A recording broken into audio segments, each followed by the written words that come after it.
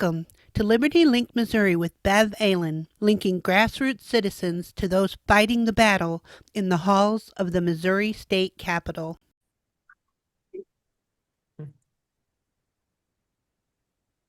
Welcome to the Yes on 3 campaign with Kate Sickles. My name is Janet Dabbs.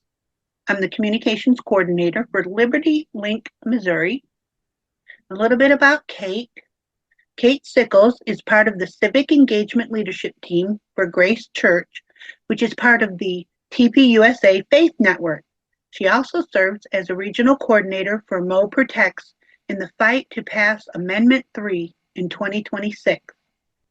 She is a member of Freedom Principle Missouri, and she has a passion for instructing citizens of Missouri on how to get involved in the state legislative process.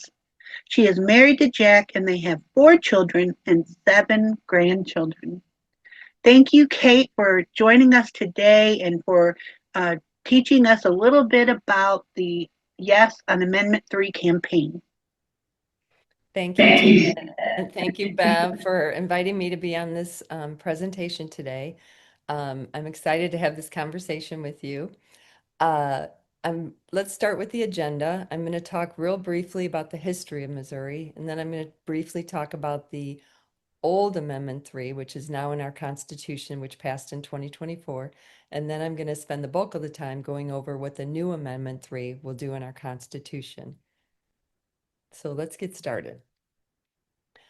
Missouri has always been a pro-life state. We became a state in 1821 and passed its first pro-life law in 1825.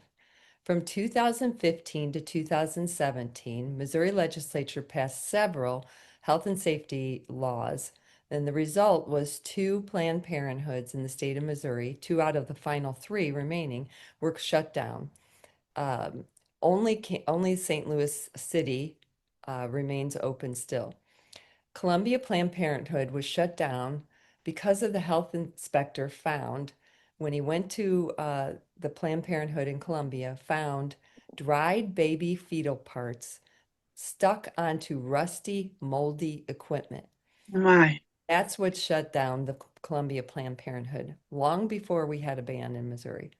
In 2019, Missouri passed the heartbeat bill, which banned abortions after 8 weeks.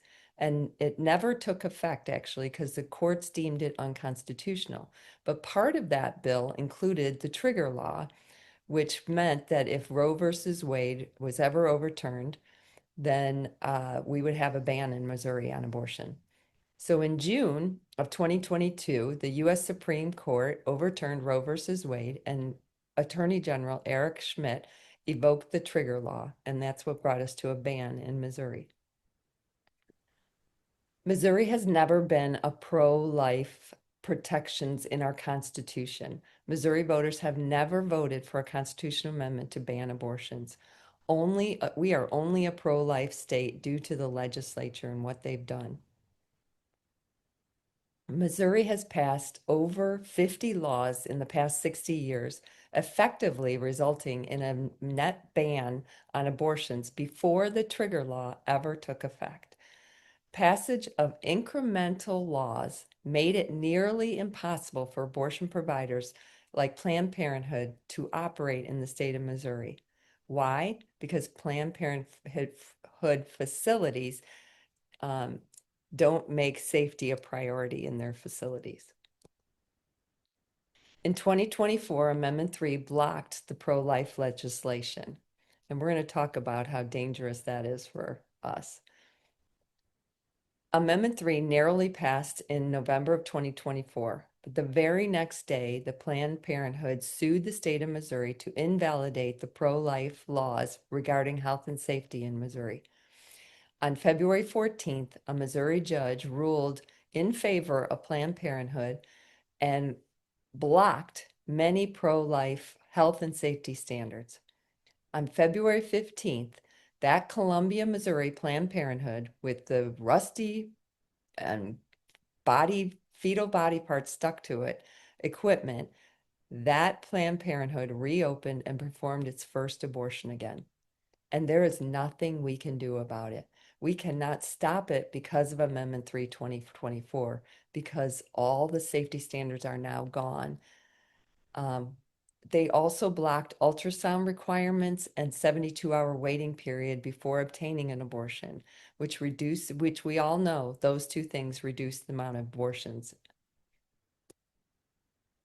Amendment 3 removed or blocked facility licensing requirements and health and safety standards. The right to informed consent was blocked. The right to sue doctors for injury was blocked.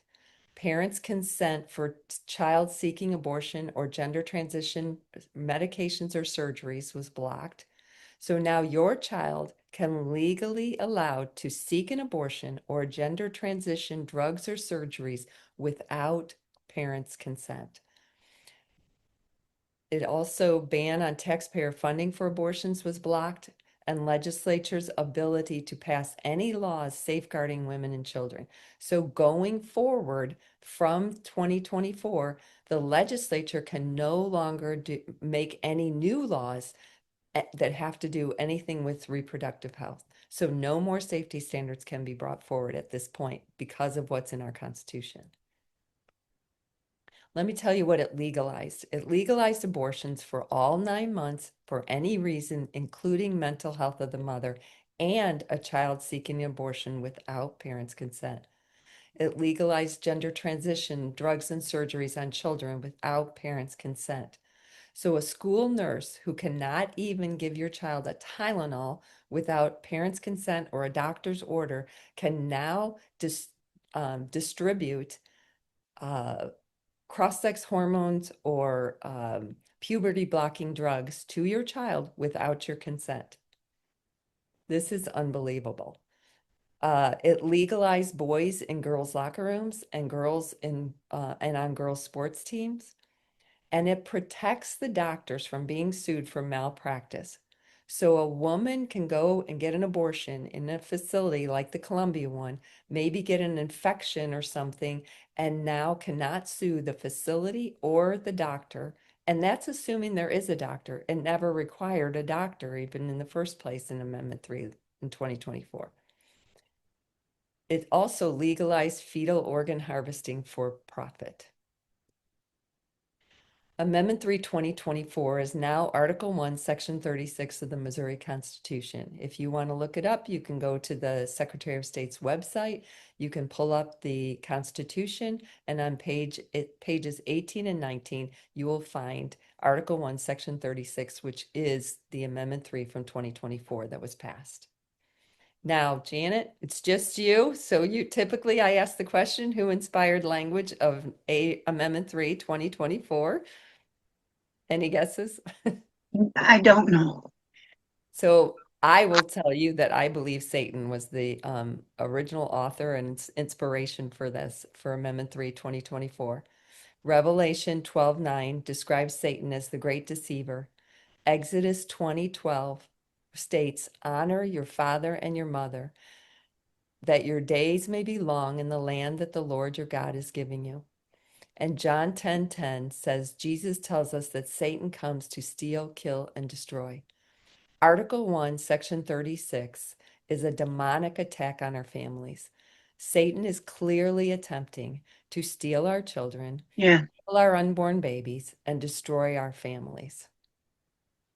This is why we need to talk about the new Amendment 3 and why it's so important that we pass it. So let's talk about what Amendment 3, as you can see here, it restores, protects, and ensures. Let's talk about what it restores. And I want a note here for anybody who's watching this. In the bottom of every screen of the screen from now on, you will see the actual verbiage that comes in the new Amendment 3, 2026. So it restores parents' consent for a child seeking an abortion. Your child should never be allowed to or encouraged to make medical decisions without your knowledge or consent. It reduces the ability for sex traffickers to force a child victim into getting an abortion, and it prevents a boyfriend or a perpetrator from coercing a teen into aborting her baby. abortion providers must get your consent as a parent to treat your child. This adds a barrier of protection between the child and the perpetrator when you have to get the parent's consent. It restores the ban on taxpayer funding of abortions. We, the taxpayer, should not be forced to pay for abortions or gender transition care. Now, it does say in there that it still would, we as taxpayers will still pay for the abortions when it comes to the exceptions, but you'll see later there are very few exceptions in this. It restores the ban on fetal organ harvesting, which is a huge moneymaker for the abortion industries like Planned Parenthood. And it restores informed consent, given freely and without coercion. So let me give an example. A woman seeking an abortion, required ultrasound before abortion, a woman seeks a baby and hears the heartbeat. That usually, oftentimes, 80% of the time, saves that baby's life. Yeah. Let's talk about chemical abortions. Doctors are required to give informed consent by telling you the dangerous side effects of them and the process the woman will go through in having this abortion. Currently, in Article 1, Section 36, it is legal to obtain abortion-inducing drugs without confirming gestational age of a child and without physician prescription or explanation of the side effects. This is what has happened in the old Amendment 3, Article 1, Section 36. So we want to put this back, the informed consent. Now, this is a true story. And it tells the importance of both the informed consent and the parent's consent. So there was a teenage girl who got pregnant, and she was able to obtain the drugs for chemical abortion. Her parents were going out of town for the weekend, so she waited for them to leave. She took the abortion drugs, and while she was taking them, she started to have incredible amount of bleeding. She was in a lot of pain. She was panicking. She called a pregnancy resource center. And while she's on the phone, she realizes she just had a little tiny, tiny baby.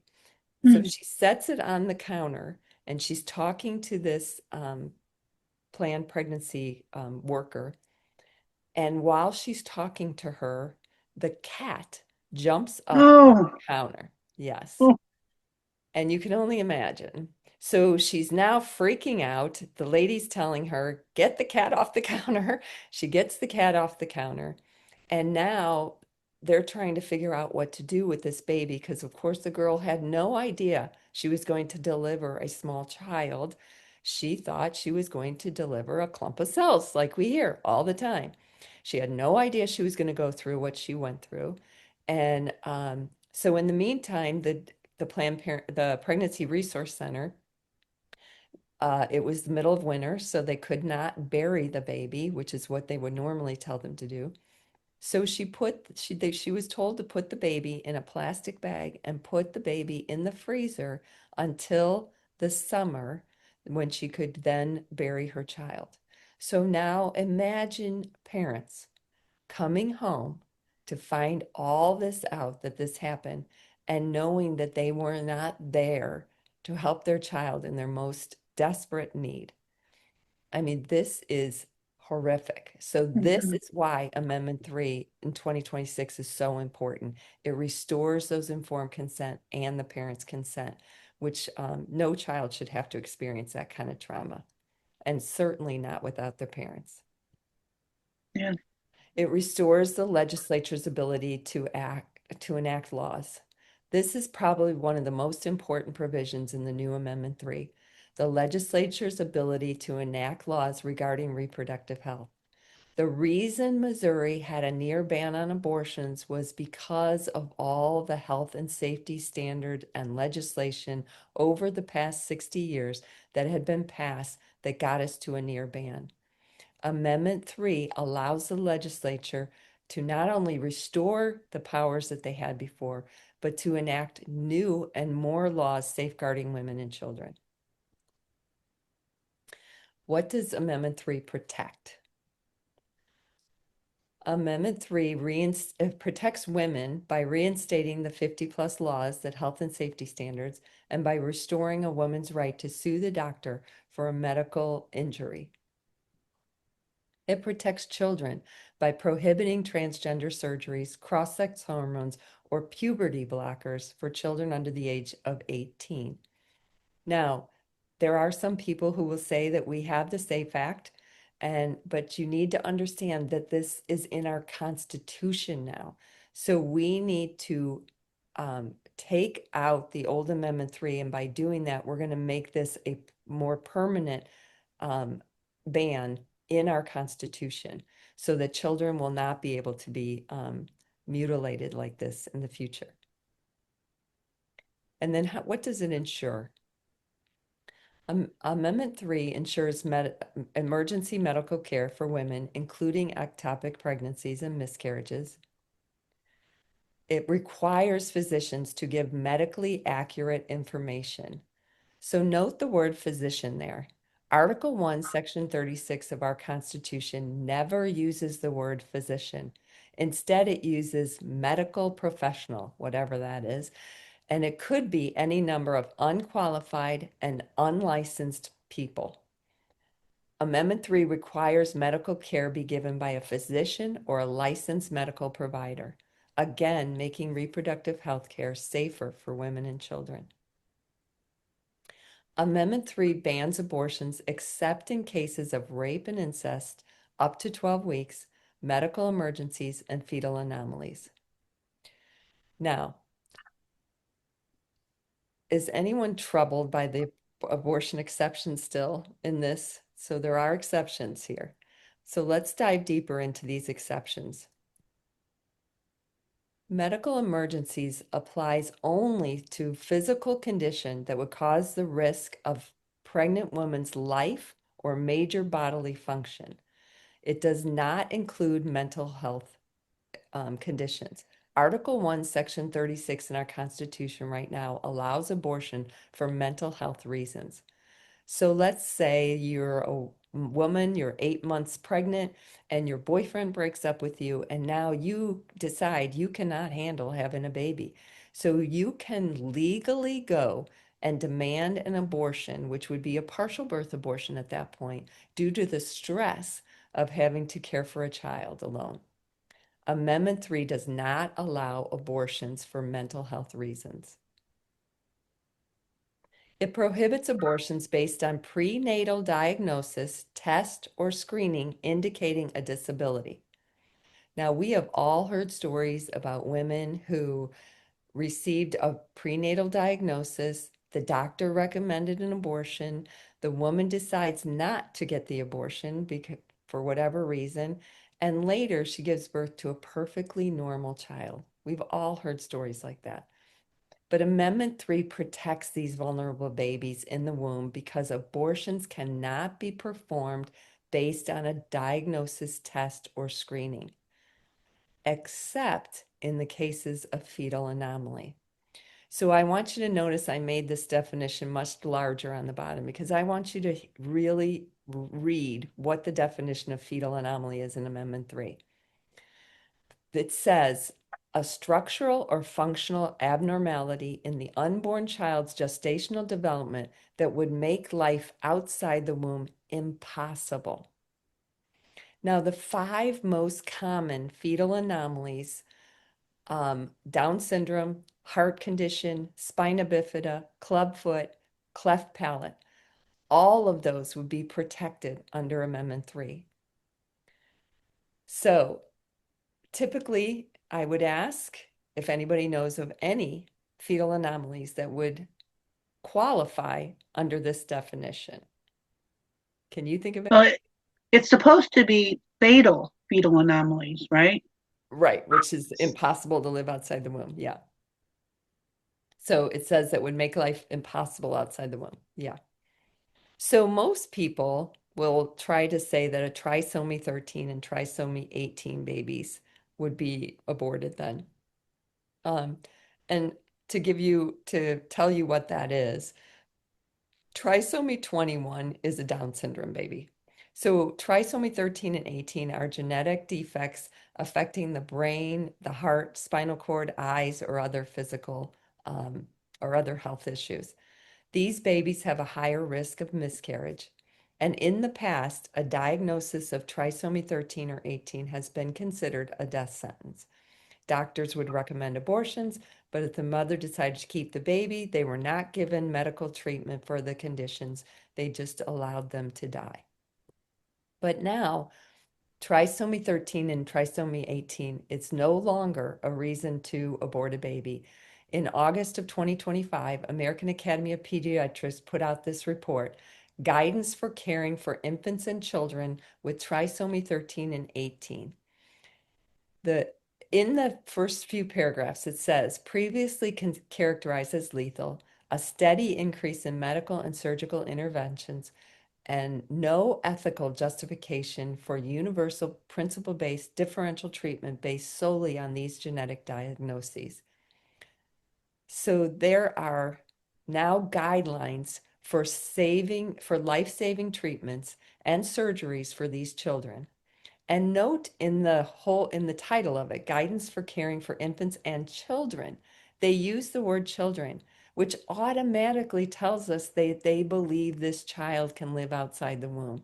So trisomy 13 and trisomy 18 babies are no longer a reason that you can abort your child. Amendment 3 protects these vulnerable children. I would say the most vulnerable children in the womb. This is the actual article. If you want to look it up, it's from the American Academy of Pediatrics, and you just search trisomy 13 and you'll be able to find it. Now, let's talk about in 2024, the Lozier Institute researched women who seek why women, reasons women seek abortions. And they found that 0.4% were because of rape and incest, 0.3% for the risk of the mother's life or major bodily function. Now, we know that both of those are part of this Amendment 3 as exceptions. And then 1.2 for abnormality, of the unborn baby.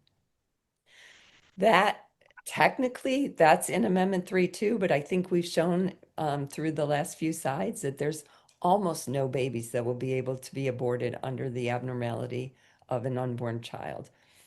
But let's go on. In 2.2 are for other physical health conditions, and 95.9% are elective or unspecified reasons. If you add up the abortion exceptions under Amendment 3, which would be the first three bullet points here, Amendment 3 legally removes 98% of abortions. Now, it legally removes them. Does that mean that I believe that 98% of abortions are going to end in the state of Missouri? No, I don't. Why?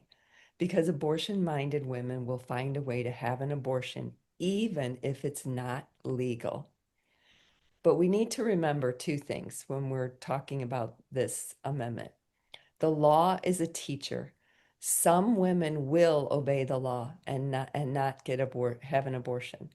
And Amendment 3 restores the legislature's ability to enact more laws limiting abortions.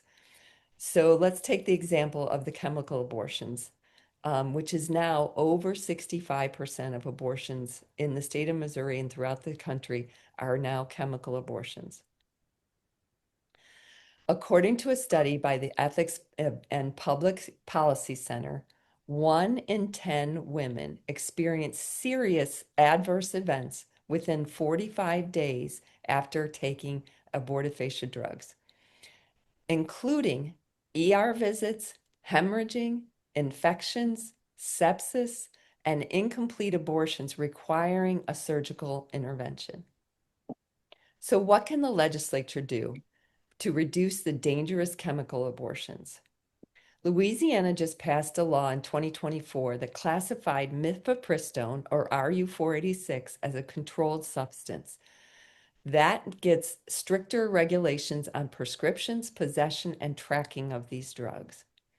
Texas, just this year in September, 10th passed a law that allows for lawsuits against individuals or entities that manufacture, distribute, or assist in providing abortion inducing drugs.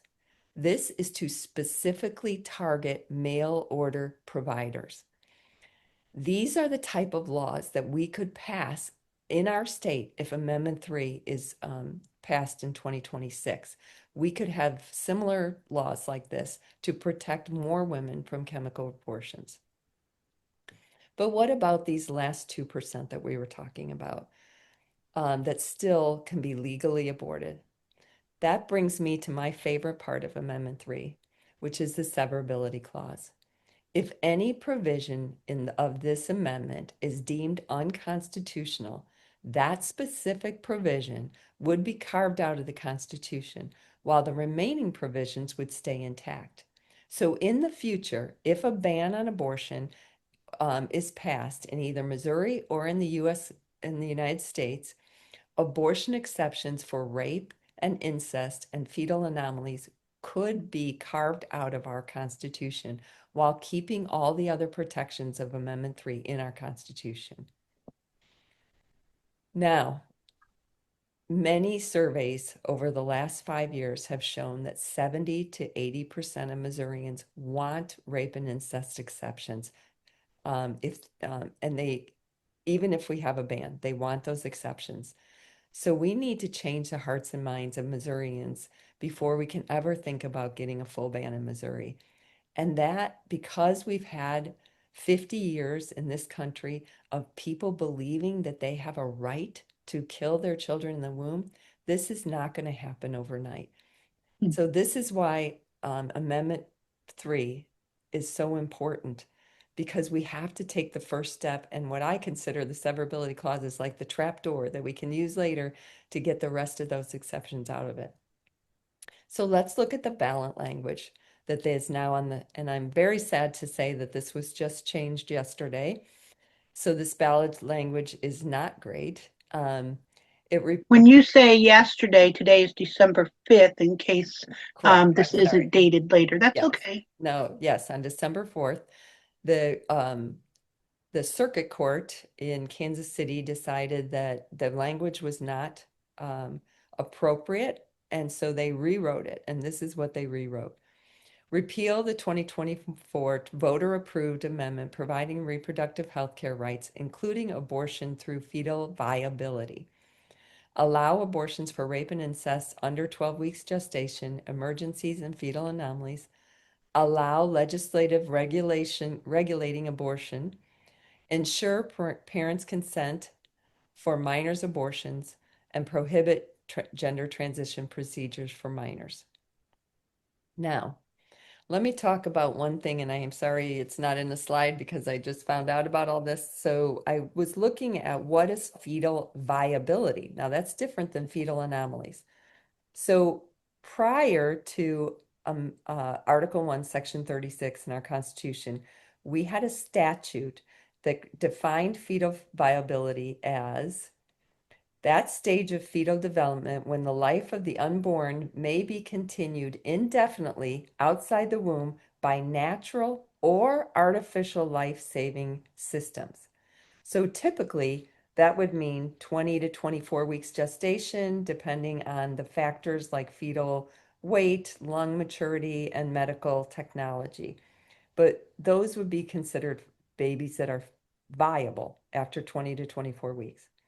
But now in our Constitution, fetal viability is defined as the point in pregnancy when, in the good faith judgment of a treating healthcare professional, again, not a doctor, healthcare professional, and based on the particular facts of the case, there is a significant likelihood of the fetus's sustained survival outside the uterus without the application of extraordinary medical measures.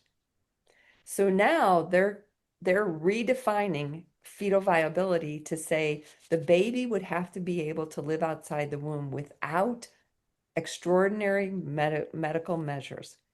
So first of all, who defines extraordinary?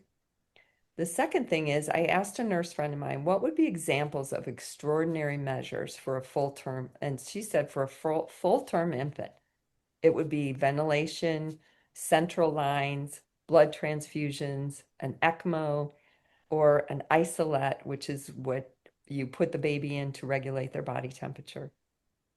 Those examples above, though, she said every one of those babies could live with using those extraordinary means. And that's a full term baby. So imagine what how late in the pregnancy would it have to be for a premature baby not to need any of those? We're talking not, it's definitely not 20 weeks anymore. So this could go all the way up to 36 weeks. We know that the lung development doesn't happen until the last 6 weeks of pregnancy. So a baby would not be able to live outside the womb possibly without a ventilator. And who's making that decision? It's going to be a health care professional. So again, doesn't require a licensed doctor. This is people need to understand what they're going to be voting on here. If we don't pass Amendment 3, we're going to stay where we're at in our Constitution with all of the despicable things that they have in it. So we must. Is fetal viability defined in Amendment 3, 2026?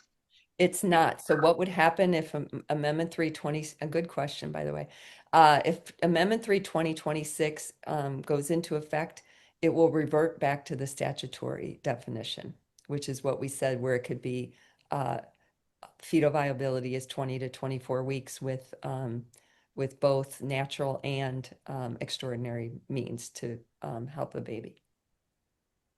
So important to make sure that our legislature has the ability to make laws that protect everyone. Yes, absolutely. And also we must remove the right to have an abortion from in our Constitution. We have a right to an abortion, and we have right for children to mutilate their bodies or seek abortions without parents' consent. And again, to reinstate it one more time, it will reinstate the legislature's ability to enact laws safeguarding women and children. We need to come together and fight to pass Amendment 3. There are multiple groups that are working together right now, and I didn't get the logo in time, so I wasn't able to add it. But even the Missouri Baptist Convention is now supporting Amendment 3. Each of these groups, though, is working in different ways and aspects on Amendment 3. For instance, Liberty Link is doing these webinars, and they are active in the voter registration. So that's important. We have Mo Protects, who's getting signs and literature out everywhere and also doing presentations like this. This presentation is through Freedom Principle Mo, and we're doing presentations. So all of these groups are working together. So, but we need help. We need your time, your talent, and your treasure. This is the campaign that Freedom Principle is setting up, where we're going to try to, like we did last year with the Amendment 3 2024, having social media ads, TV ads in targeted markets, radio ads, digital billboards. We had several digital billboards around the St. Louis area and other parts of the state. Yes on 3 yard signs that will look just like that Yes on 3 logo right there, and literature for door-to-door campaign. So if you're interested in helping us get any of those billboards or the social media ads or something, here's a QR code that you can use to help support us in that effort. But we also need the time and talent of everybody. There are multiple ways that you can help us. If you scan this QR code, you will find opportunities on that. And if people decide that they can, let's say, start with a voter registration, then we will get those names to Liberty Link so that they can get the information that a person needs to say, do a church in a church, do a registration drive. This is a one way that we can actually get into the churches because it's not political. It's just saying people need to be registered to vote. So, but there's all kinds of ways here, connecting with pastors, coordinating outreach. Um, we're looking for precinct coordinators so that we can get yard signs out and go door to door. So, but right now there's three immediate needs. Well, first and foremost, always is we need prayer. Um, Yeah. this just got a lot more difficult with this new language that they're putting on the ballot. So we need a lot of prayer warriors out there praying that we can get this information out to people. And we need to be number two, we need to educate voters on Amendment 3 in the next 3 to 4 months. It's crucial. I watched a podcast a couple weeks ago where they said the person who gets the information out first becomes the expert. We need to be the expert on Amendment 3 before all the terrible dark money comes into our states and starts lying to people. We need to get the truth out now. So if you know of any groups or that would like this presentation or would be willing, or pastor groups, we would love to get some pastor groups together to get pastors behind this and understanding just how bad this, what's in our Constitution right now and why we need this so badly. So please get on the QR code where we can you can ask for a presentation. And of course, I mentioned already the voter registration drive. We need to get voters registered right now, and we will connect you with Liberty Link for that as well. Uh, this is a QR code here that's just gets you to the Freedom Principle website, which has talking points on this presentation and gives you lots of other information as well on there. Um, but I just want to leave you with just a couple more points. We cannot let perfect be the enemy of good. Romans 12:21 says, do not be overcome by evil, but overcome evil with good. Article 1, Section 36 is evil. It is a demonic attack on our families. Amendment 3, 2026 is good. It pushes back on the death and destruction in our Constitution. Matthew 5:13 through 16 calls us to be salt and light. Salt preserves and enhances. Light pushes back on darkness. Together, they change or transform the environment they are in. We need to change the environment that we're in right now. And second point I'd like to make is we need to talk positively about Amendment 3. We need to stop talking like we're Eeyore. This is all the legislators gave us. This is a good amendment. It gives us the opportunity it has a strategy to it. We need to rip out what's in our Constitution right now and prepare ourselves for a future ban on abortions, either in the state or in the country. We cannot right now go in and do personhood before we get rid of what's in our Constitution. Because if we do that, there will be a conflict in our Constitution. We will have a right to an abortion against a right to protect a child. And then we would be leaving that up to the courts. The same courts that have every step of the way in this and in 2024 been against the conservatives on this. I do not trust the courts. I talked to two constitutional experts and two lawyers, and all of them said that this would create chaos in our Constitution. It would be like a ping pong match going back and forth. Every case could be voted on differently. It's just can't be done. We need to get the right to an abortion out of our Constitution first. So please, when we're not going to motivate people to vote for Amendment 3 if we act like this is all the legislator gave us. This is a good amendment. So please get excited about it. Please tell others about it. We need for people to understand this. So let's work together to vote yes on 3 to restore parents' rights, protect women and children, and ensure medical safeguards through the legislature. Thank you for listening to my presentation. Thank you, Kate. That was excellent information, very informative, and If anyone wants to scan that QR code, we have speakers that are available to come and speak to your group. We have more educational webinars and podcasts coming. We've had some with uh, a senator, with pro-life organizations. We're going to have one come up with a doctor, and then we also have a pastor who's going to speak to guidelines of what a church can legally do, and that'd be a good one for Christians and to listen to, and ask your pastor to listen to. So just stay connected with Mo Protects and Liberty Link Missouri. We have a Facebook page because there is a campaign that's happening, and we need everybody to be involved. So Oh, and I'm glad you mentioned that, because this QR code also will take you to the Freedom Principle website that has, we have already also, and I love that we're both doing this. We have already interviewed a pastor, we've interviewed a lawyer, and we've interviewed a pediatrician, and we're setting up right now to to talk to an OBGYN and do a podcast with her as well. So all of these people will give us more information. And I know Liberty Link has done the same thing. I think we use the same lawyer even. So this is great. We need people to understand and to go to these and watch these, because we need people to understand how it's seen, not just from our perspective, but from the doctors and the pastors and the lawyers. So thanks for bringing that up.